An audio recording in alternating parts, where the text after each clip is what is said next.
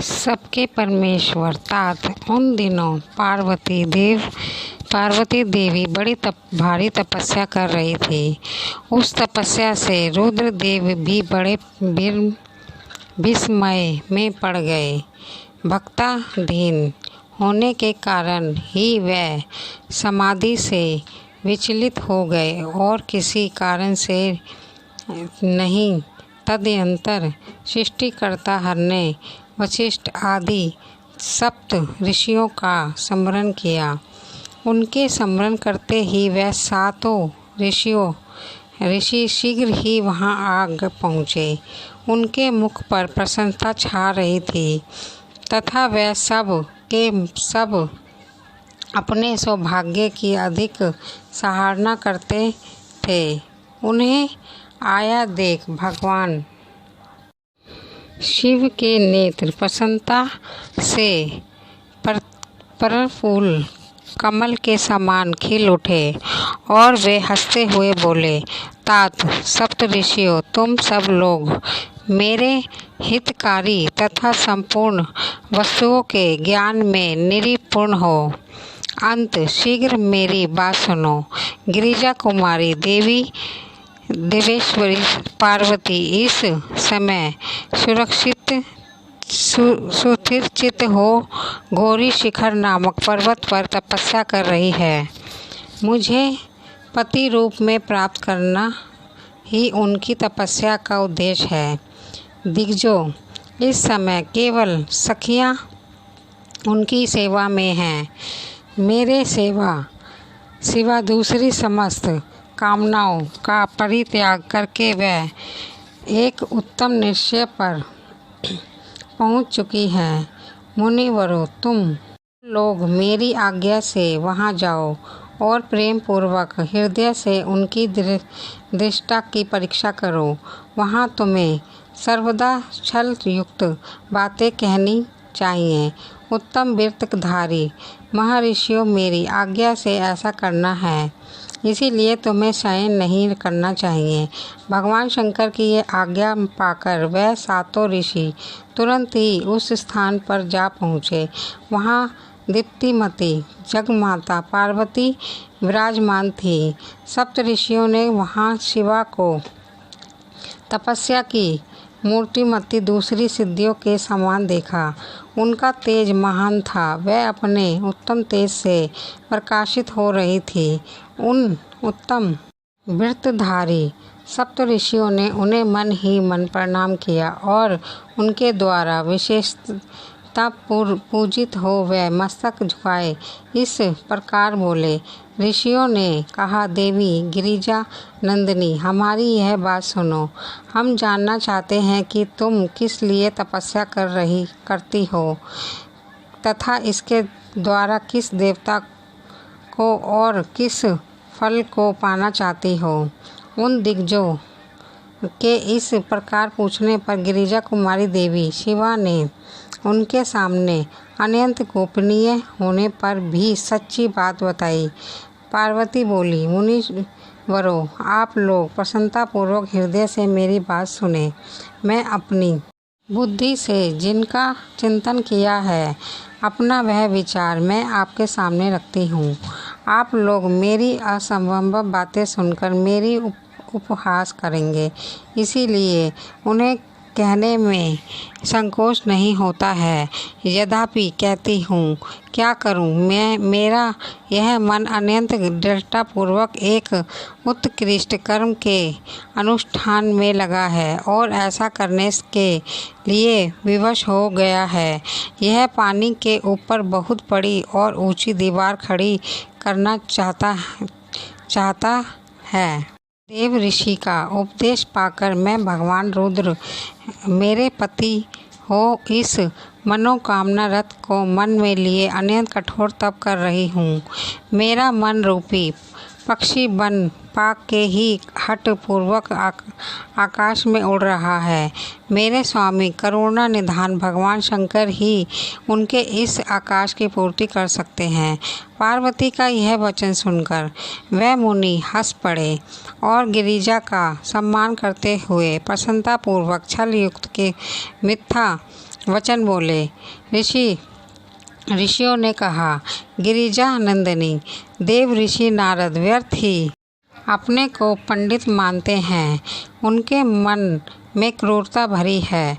आप समझदार होकर भी क्या उनके चरित्र को नहीं जानती? नारद छल कपटी बातें करते हैं और दूसरों के चित्त को मोह में डालकर मत डालते हैं। उनकी बातें सुनने से सर्वथा हानि ही होती है। ब्रह्मापुत्र दक्ष के पुत्रों को नारद ने जो छल पूर्वक उपदेश दिया, उनका फल यह हुआ कि वह सब के सब अपने पिता के घर लौटकर न आ सके।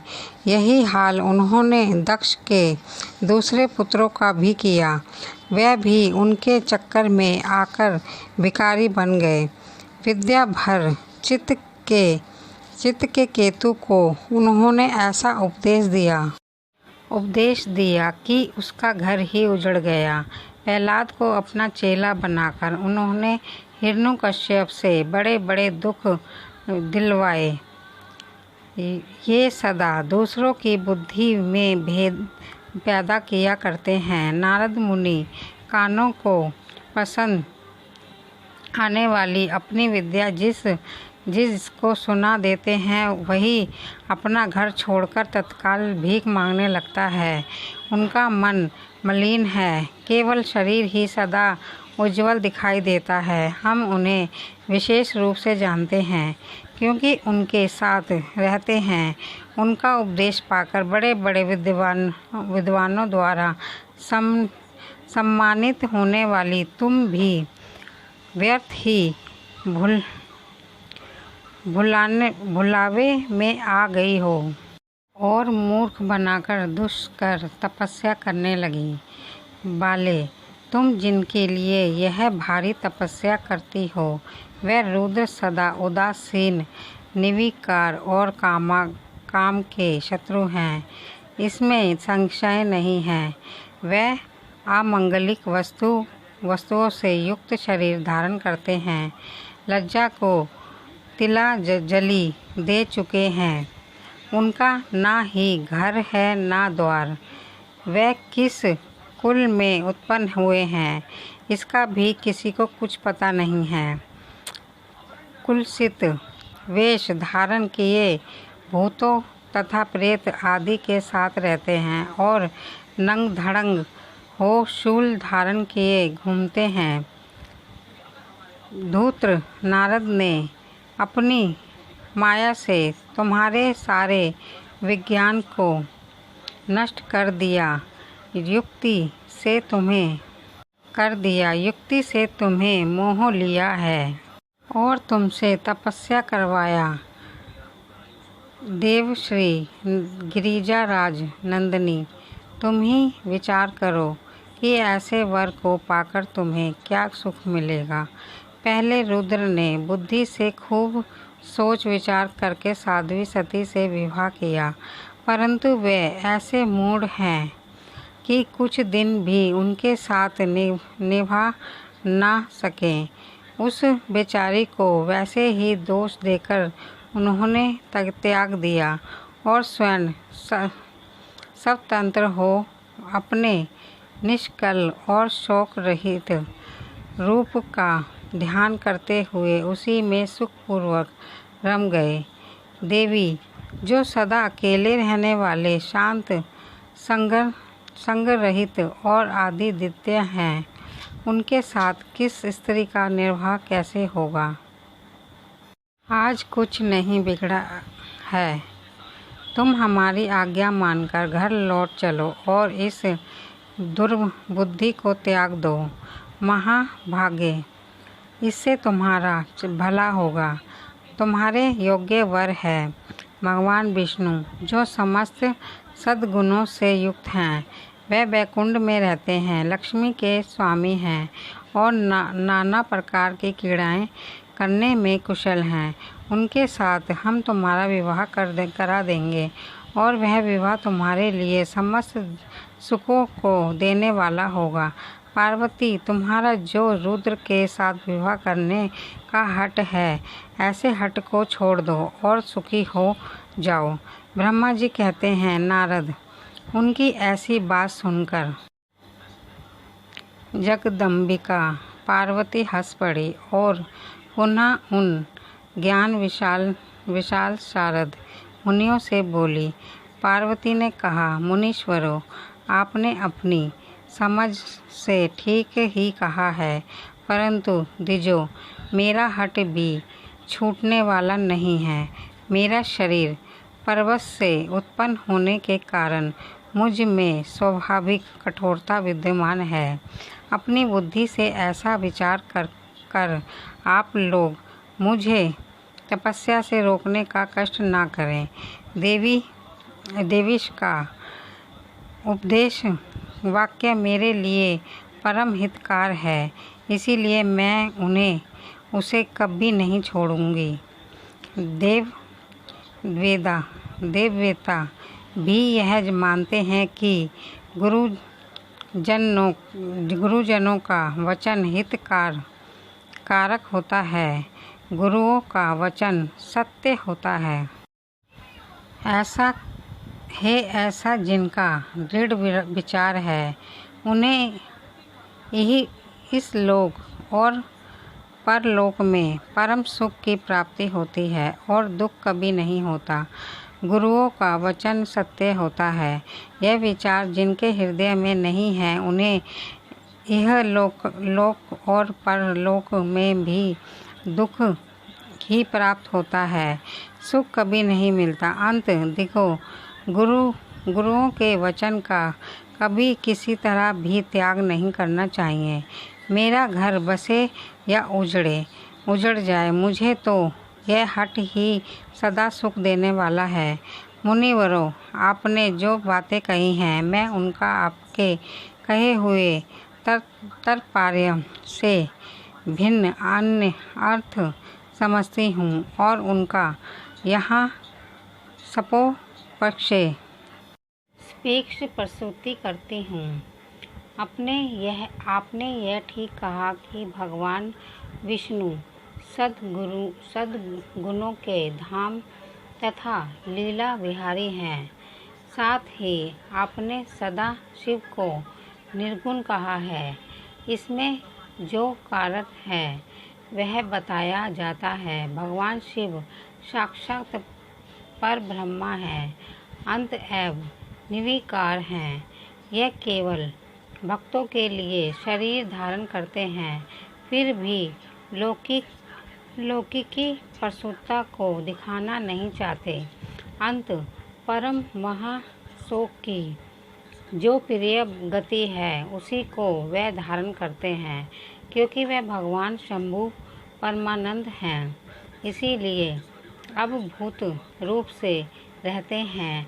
माया लिप्त जीवों को ही भूषण आदि की रुचि होती है, ब्रह्मा नहीं है। वे प्रभु गुणातीत अजंबा माया रहित अलक्ष्मीपति और विराट हैं। दिग्गजों, भगवान शंभु किसी विशेष धर्म या जाति आदि के कारण किसी पर अनुग्रह नहीं करते। मैं गुरु की कृपा से ही शिव को यथारूप से जानती हूँ।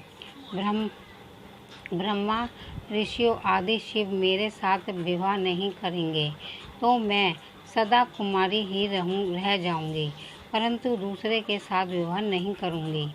यह मैं सत्य सत्य कहती हूँ। यदि सूर्य पर पश्चिम की दिशा में उगने लगे, मेरू पर्वत अपने स्थान से विचलित हो जाए, अग्नि शीतलता को अपना ले तथा कमल पर्वत शिखर की शिला के ऊपर खिलने लगे, तो भी मेरा हठ नहीं छूट सकता। यह मेरी सच्ची बात कहती हूँ। ब्रह्मा जी कहते हैं, नारद, ऐसा कहकर उन मुनि ऋषियों को प्रणाम करके गिरिजाराज कुमारी पार्वती निर्विकार चलने से निर्विकार चित्त से शिवा का स्मरण करती हुई चुप हो गई। इस प्रकार गिरिजा के उस उत्तम निश्चय को जानकर वह सप्त ऋषि भी उसकी जय जयकार करने लगे और उन्होंने पार्वती को उत्तम आशीर्वाद दिया। मुने गिरिजा देवी की परीक्षा करने वाले वे सातों ऋषि उनको प्रणाम करके प्रसन्नचित्त हो शीघ्र ही भगवान शिव के स्थान को चले गए। वहां पहुंचकर शिव को मस्तक नवा उनसे सारा विस्तार निवेदन करके उनकी आज्ञा ले वे पुनः सादर सर्वलोक को चले गए। अध्याय समाप्त।